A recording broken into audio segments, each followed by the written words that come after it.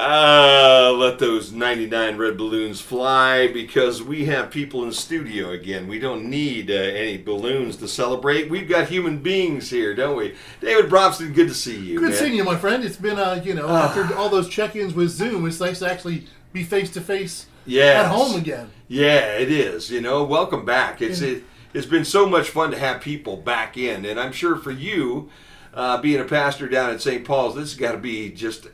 I tell you what, the first Sunday that we opened back up to have people back in the building was just, it was as emotional as my first Sunday ever. Because it was like this weird, nervous, anxious, exciting time. And so it's been good having folks back in the building. Yeah, I bet it has been. Will you do away with Zoom? Will you get rid of it? No, we're going to keep doing all the stuff that we've been doing on our Facebook page, on YouTube. I think we'll be there forever. We've invested all this money and all this technology. Why just shut it down now? Yeah. We've got a big funeral tomorrow. Will be our first big funeral back in the building. And, one of the things I offered the family was we can live stream this. Yeah. And they're like, yep, that's what we want. So... because not everybody's up to traveling yet and things like that. So, sure. So I think it's just going to be part of our DNA going forward. I think so. I would agree. Which one of your members of your congregation sticks out in your mind that as the first one that really kind of put it over the top for you, that you had to come walking through the door? We had there's a lady, she sits up front every Sunday, and she brings folks with her. And to watch her walk in was just like, all right, we're back. Because she's one that has been probably the most careful through the whole thing. And when she walked in, it's like, all right, we're back. The weird thing for us is during the shutdown time, we received 8 new families into membership. Wow. So, I kind of look at the congregation now, and the geography is a little different than it was when we closed the building up last April. When you bring 8 new families in, it's like, wow. The thing that's been the most exciting to me is over about the last 3 or 4 weeks.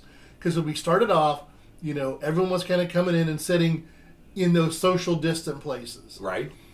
They're slowly making their way back to their traditional, I've sat here since I was a kid seats. So it's starting to look a little bit more normal. And I've kind of joked about it. I'm like, wow, took you about 3 weeks to get back to where you feel like you belong. That does have to feel good, though. It does. It's a good feeling. There's no doubt. And we did survive this whole thing. How do you come up with new families during a pandemic? That's. I got no idea. Yes. I joked with our bishop here before, when things were closed down. If I would have realized that our viewing audience would go up so much and our giving would go up so much, I'd have closed the place down 10 years ago. Holy cow. I think people just didn't want to be around me, Jim. And so, I think that truly, me being out there doing the daily stuff on Facebook. Yes. And I think people's loss of community during the pandemic, that they found a person, a place that they could identify with. And, thankfully for us, we had just literally a month before all this happened, wired the whole building for wireless. So while everybody was scrambling to get the tech people in, all we needed to do was get the video equipment in. Yeah. We were already wired. We had changed our internet so that it was fiber optic. So we had all the speed we needed. We had all the capacity we needed. So we were able to get up to speed quicker than other folks. And I think that helped as well when people were searching. In the beginning with all that uncertainty, we were the ones who kind of got out there first, simply because we had folks who were thinking ahead of me, which is a little bit of embarrassing. I tell folks all the time, my job is almost like the admiral in the Navy. I need my AWACS out there to see over the horizon. Sure. I'm the one who needs to be predicting this stuff. And there are folks in the congregation who are like, nope, we need this. We need this. We need this. And we did it. And sure enough, within a month, we needed it. We needed it bad. And we were so far ahead of the curve, I think that helped because when people were just grasping for someplace, Yeah. let me find a place to call home. Yes. We were there in their face. Yes. Divine intervention. A little bit. Do we accredit it to that? I'm giving it to people much smarter than me and a little bit of divine intervention. So. Because there did come a time during that pandemic where that gear you needed didn't exist. It was Right. in You such couldn't get demand it. you Right. couldn't You couldn't order get it. it. You couldn't get it anywhere. Right. And if you could get it, getting somebody that felt safe enough to come into your building to wire it Yes. was rare. Yes. And then trying to get on the schedule and what it was costing people to get it done was astronomical. Yeah. And we're blessed with some tech folks in the congregation. So, Okay. We just got all the gear. They did all the work, which really helped a lot. That would help a lot. Yeah. All right, let's look back in this last year and a half. What have we lost in the last year and a half? I think that a lot of people still have some serious walls up. Mm-hmm. I think we lost a little bit of that community feeling. We all became much more private because we had to. So I'm kind of looking forward to it's almost like peeling the onion. I think it's going to be layer by layer that we're going to slowly get back to that place where we feel comfortable sitting in a restaurant, having a conversation, laughing and joking without that little bit of reserved space in there. So I think there's a little bit of that sense of community that's been lost. And I think that in some ways, one of the biggest things we've lost, and it's hard because I think we were losing it before, trust. Yeah. We had to put so much on other people about whether it was a mask or, and then we got into the whole political paranoia of the whole thing. And who did you trust? Sure. Did you trust this person or this person? Did you trust this piece of news or this piece of news? And because it was changing so fast, I think that a lot of folks weren't quite sure who to trust. And because of the animosity that came along with this, because of how politicized it became, I think that there are some friendships that were stretched very, very, very thin because I wasn't sure if I could trust you anymore. Yeah. You weren't sure if you could trust me anymore because we saw things from a different perspective. And that perspective got so politicized that we lost middle ground. Maybe that's the thing I'm trying to say, is I think we lost common ground. I think each side of the equation, and there were about 12 sides to the equation, we all went back to our own camps and built our fences. And I think that gray area common ground, which is where things happen. Things don't happen closed off in your own enclave. Not at all. Things happen in the mud, in the murk, where we're disagreeing and we're wrestling through things, and you've got an idea and I've got an idea and Andy's got an idea and so-and-so's got an idea and so-and-so's got an idea, and we're putting them all out there and going, all right, in the midst of this, there's a good idea. If we put all 6 of them together, but I think that we're still kind of in our neutral corners, and we haven't come back out to that playing field yet that gets muddy and dirty, and we all have to figure out how to get along with each other and work together. Yeah. So I think maybe some of the common ground was one of the big things that's lost. All right. They always say there's for every action there's a reaction. There's a yin and a yang. Okay. We lost things. Did we gain anything over that year and a half? I think so. I hope so. One of the things I'm hoping that folks gain is that folks realize they're a little stronger than they think they are. There are a lot of folks when we first started, running to Meijer and Walmart and Chief and every other little store and going, there ain't no toilet paper, y'all. On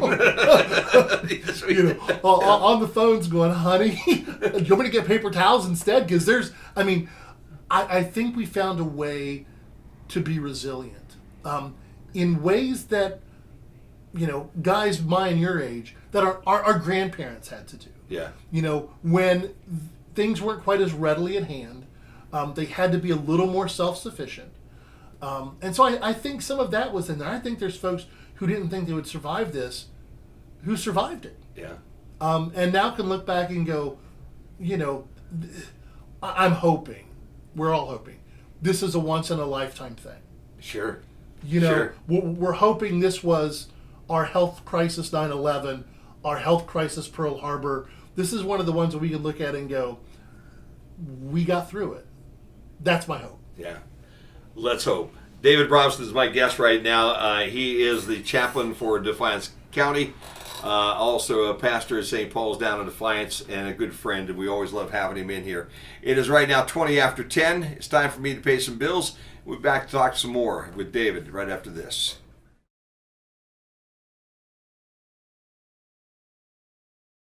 Tom Petty and the Heartbreakers here as we are working our way with some time with Dave Brobston today.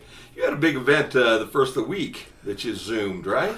I did. It was life throws you curveballs sometimes. And, okay. And, I should be getting my Hall of Fame jacket as a baseball catcher going into the Hall of Fame. But I couldn't hit the curveball when I was in high school. And so my pro dreams... But my pro dreams went out the window the more curveballs I saw.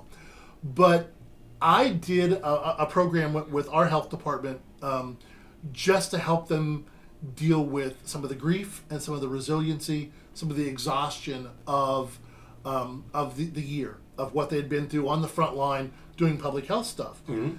Well, word got out that I had done that, and a statewide organization got word of it, and suddenly I get a phone call saying, would you be willing to speak to our group? And I'm like, okay, this is way out of my comfort zone. I mean, I speak to people every day, but to have to put together, objectives that are quantifiable, because this is for continuing ed for these folks, it was a little different animal, but it was really cool. It was really rewarding. I looked at I'm a generalist. I'm a jack of all trade, a master of none. But every now and then, all of those little general skills come together, and the things that I've gone through in my life, the things I've done, kind of come together at just the right moment. And it was just one of those moments. It ended up being really cool. I was scared to death. I'm normally in control of my settings, my audience, my surroundings. Yes. And you get it. Yes. It's doing sports. Yes.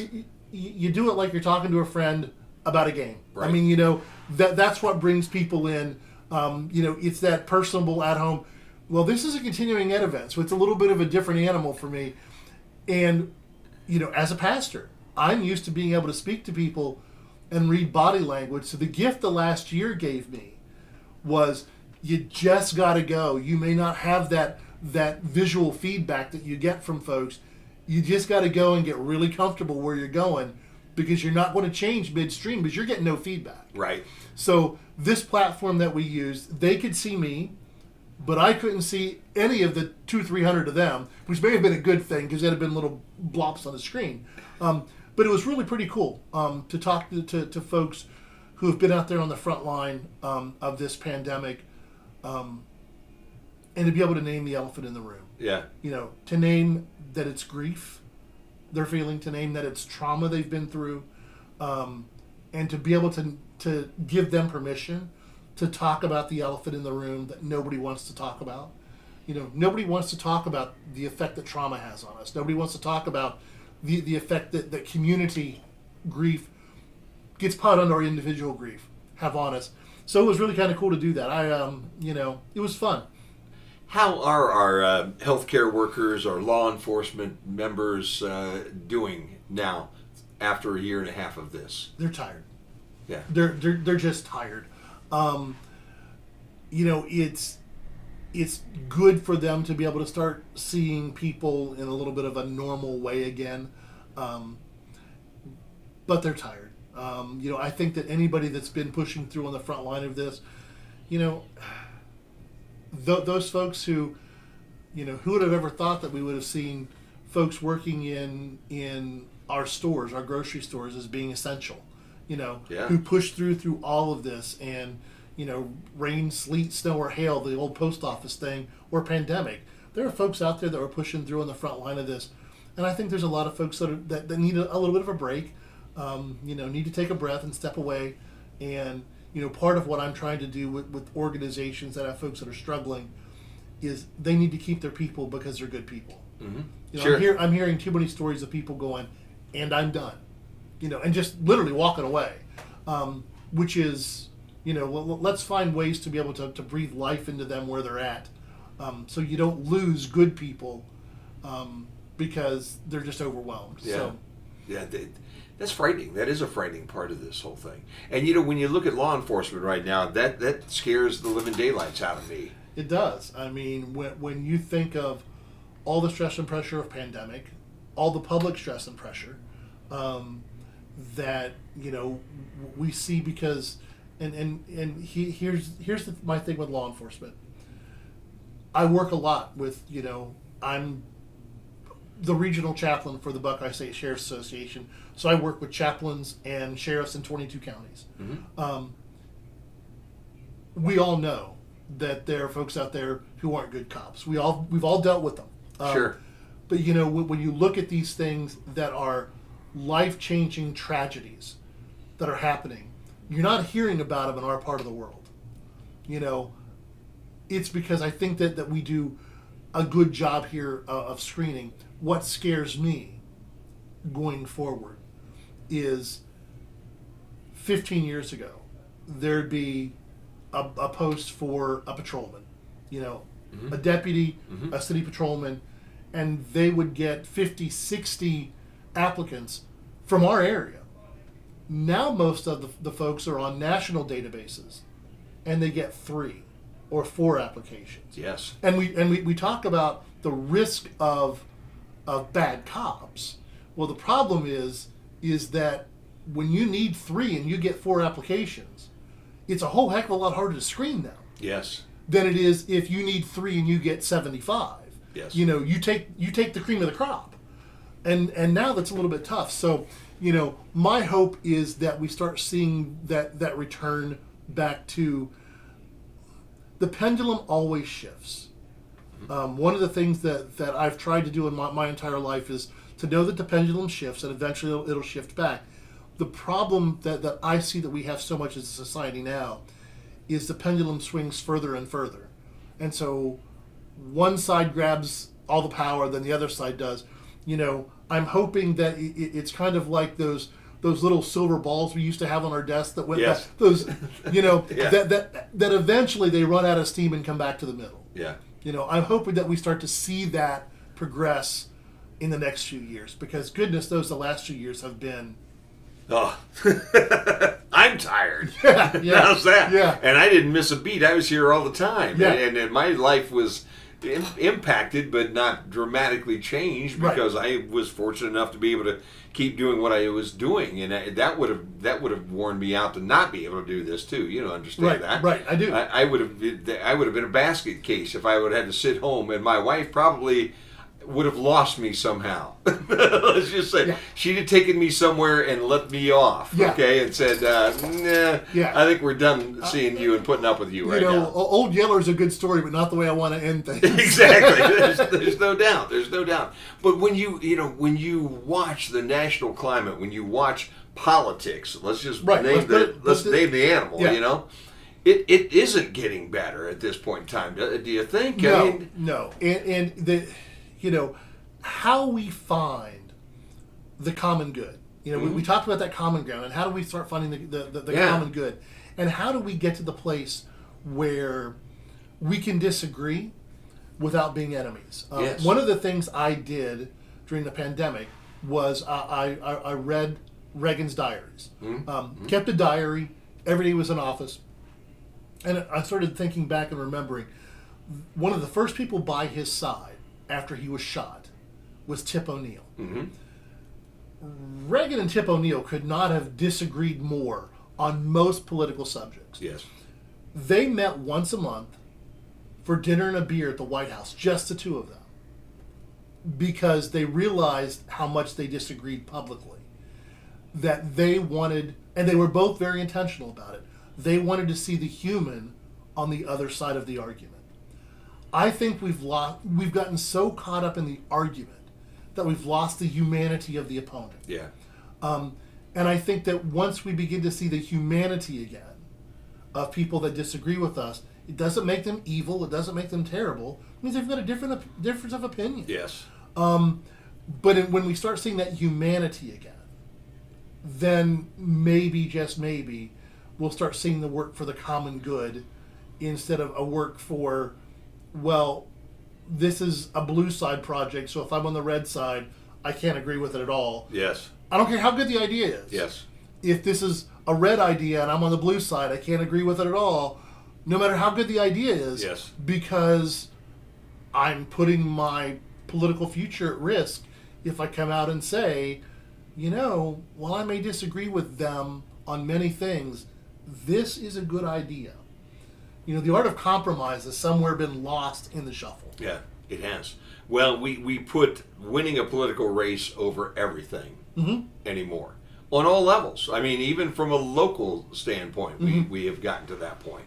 But on a national level, it is just absolutely insane for my money. You're watching them right now trying to debate, do we need new roads? Do we need new infrastructure? Okay?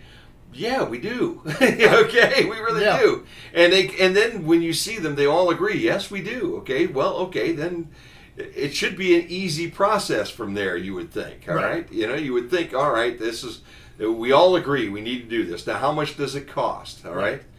Well, we can't agree on a cost, okay? What is infrastructure? What isn't infrastructure? Well, it's all Dave's fault. Well, it's all Jim's fault, okay? And then it stops, and the conversation just absolutely stops. And things don't get done. Yes. And it's how we get back to that place where we can start seeing there are things that need to get done, and we need to find a way to do them. And so I don't necessarily, if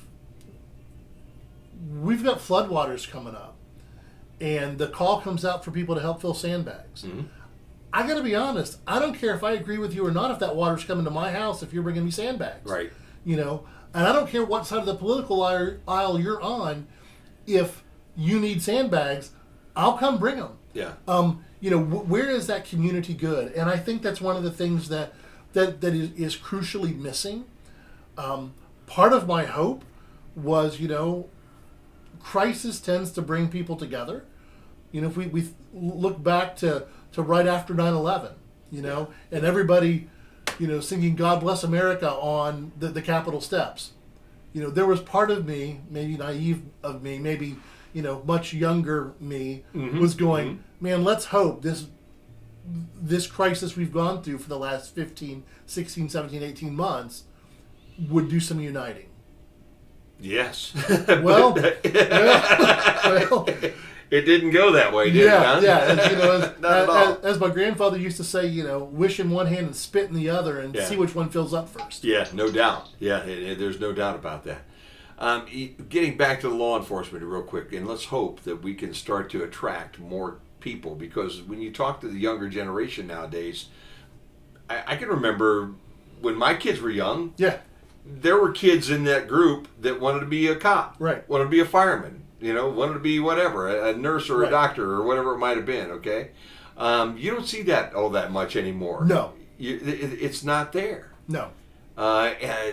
It's frightening. It is. And, and the fact of the matter is that the folks that I work with are good cops. Are they perfect? No. Do they make mistakes? Sure, they're human. But my guess would be, how many mistakes have we made? Yeah. Along the way.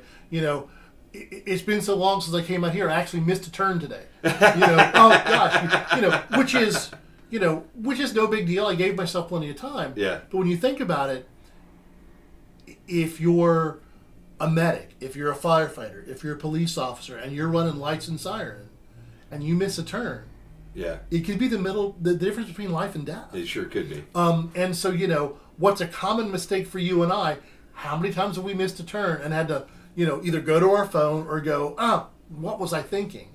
But, I got distracted jamming to your music coming up here and flew right by the turn because it's been a year and a half since I've been here. Well, we'll retrain you today. That's good. That's good. Dave Brobston, my guest. We're into O&N News, and Dave and I will keep talking till the top of the hour.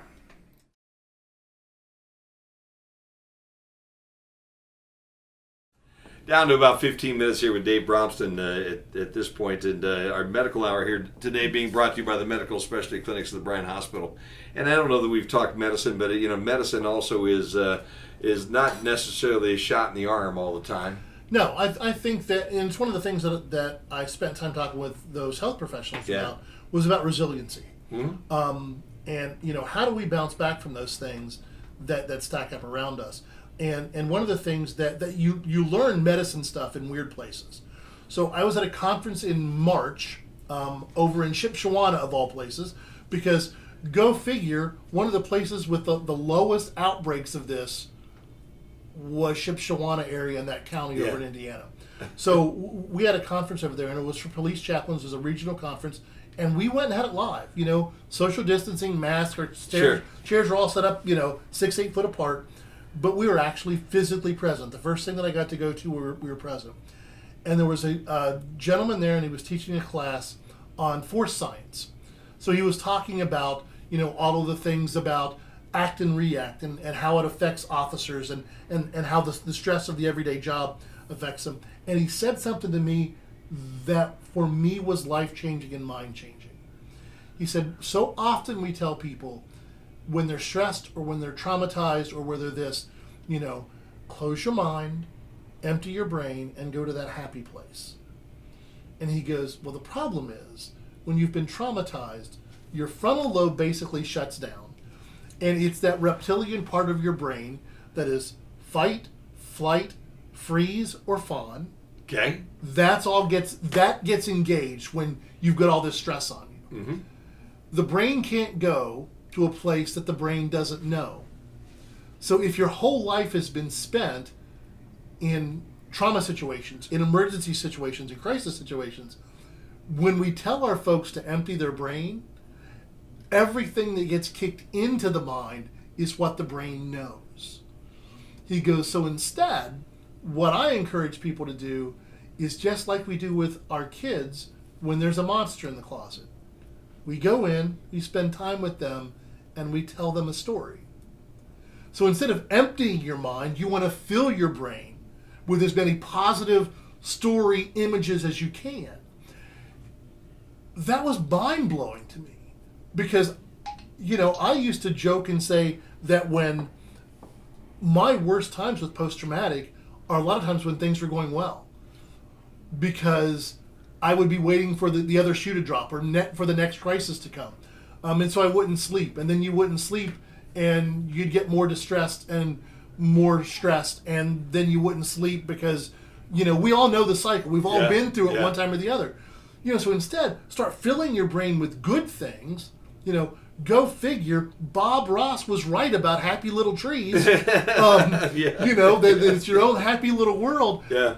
Oh my goodness, my sleep pattern changed overnight. My ability to deal with stress changed overnight. Well, I lay there at night and I tell myself a story the same way as I would to the kids. Now I don't have the little books by the bed anymore. It's kind of when you get to be a certain age and you talk like we do, we can make up stories off the top of our head. No doubt. But to really do that. And so, the whole medic side of that when it comes to stress, I was going to a conference where I wasn't expecting to learn anything about post-traumatic, about stress-induced illness, about things like that. And suddenly I'm walking out going, all this other stuff was, that was fluff. This was the meat right here. Yeah. And it was pretty incredible. And so, I think when we come together to talk about medical hour is, we can talk about all sorts of stuff, but basically, how do we find that resilience? And isn't that what getting healthy is? Yeah. I'm resilient. I fought off the common cold. With meds, I'm resilient. I battled through my heart condition, my cancer, the flu, whatever. Mm-hmm. Well, the same thing's true with our own mental health, too. When we find those ways to be resilient, to be able to bounce back from the stuff that's happening. And I think that community-wise, nationally, let's be honest, globally, is what we're going to be looking at over the next 18 months, is how resilient are we? How are we able to come back from this? What are we going to see? It's a different animal in my house. Here in the last month or so, my wife took a new job. She had been working at home since last March. Mm-hmm. Okay. And now she's back in the office. The interesting thing is that I don't think she was quite ready for the fatigue level. Sure. Of sure. just going and being around people, being in a workspace again. Came home those first 2 days and was like, I'm tired. And so how are we going to be resilient like that? Are we going to be resilient like that? I hope so. I think we need to be. I think that there's a lot of stuff that we need to find that resiliency. I mean, my goodness, how do you define a person who's rich now? It used to be by what did your 401k and what did your stock market look like? It's now what does your lumber pile look like, because you can't find it. I think that we need to get back into that place where, I'm an old economist, I'm an old finance major in college. Mm-hmm. We need to find that balance, that resiliency, because supply and demand need to find a way to balance themselves out again. Yeah. Whether it's the housing market or the lumber market or whatever, or just how we are functioning as a community. And how are we able to come back and find that place where we're all comfortable being in the same place. Yeah. And let's, fingers crossed, how's that? Huh? Yeah, let's hope that we can find that, because the good news that I see, Jim, is that if we look historically, humans have always been resilient. Mm-hmm. Whether it was the Black Plague, whether it was bouncing back after World War II, whether it was the stock market crash in 29, we have shown to be resilient and adaptive creatures. Eventually, I would like to think that the humanity wins out and that resiliency comes back. Yeah. For those that are out there right now who are just absolutely stressed beyond belief, they've had that year and a half right now, they're ready, they pulled their hair out 6 months ago. Right. Okay. They're over that edge. They're past that edge right now. Recommendations. I'll tell them what I tell folks when I get called out to a traumatic event. Mm-hmm. The interesting thing for me is those traumatic events, the definition is changing. It used to be when I got called out by city police, county, it was normally an ugly scene where it was, you've got just all sorts of gore every place. The last 2 or 3 times I've been called out have been to what we would consider natural deaths. Mm-hmm. Someone comes home from the grocery store and finds their spouse in the chair non-responsive. The thing is that as people begin to show up, as they're doing all the right things and calling family and friends, the level of grief and trauma, and so I think there's a lot of people out there that are literally one straw away from the camel's back. Sure. And that one straw is something that we consider to be, he was 78 years old. He had been battling cancer for 6 years. You and I would look at that as go, what's a natural death? And I tell folks the same thing. Remember the small things. We get so worried about the big picture that we forget the small things. Eat healthy, get sleep, hydrate, take your meds, take a little time every day for you. Get outside. Yeah, gosh, yes. Get outside. There is something about just being outside. Now, a couple of weeks ago when it was 147 degrees in the shade, no. But man, these next few days, take advantage of it before the humidity comes back, because July's going to be here. Yes. And that humidity and heat are going to come back. Take advantage of it now. Get out, enjoy the days, and find those things that you can fill your mind with, the good things, the happy things, the positive things, and something to look forward to. Whether it's going to see the grandkids. Yeah. Whether it's, Friday night, Kaylee and I and the kids and their significant others, man, we're making the trip up to Detroit. I'm not a Tigers fan. I'm not an Astros fan. But man, it was the closest place to get to see a game. Yeah. And, it's just something to look forward to. Yeah. Because we haven't had that for a year and a half. No. We really have not. No. Yeah. It's okay to do that nowadays. It's okay to get out and enjoy yourself again. And remember what it is to hope. Yeah.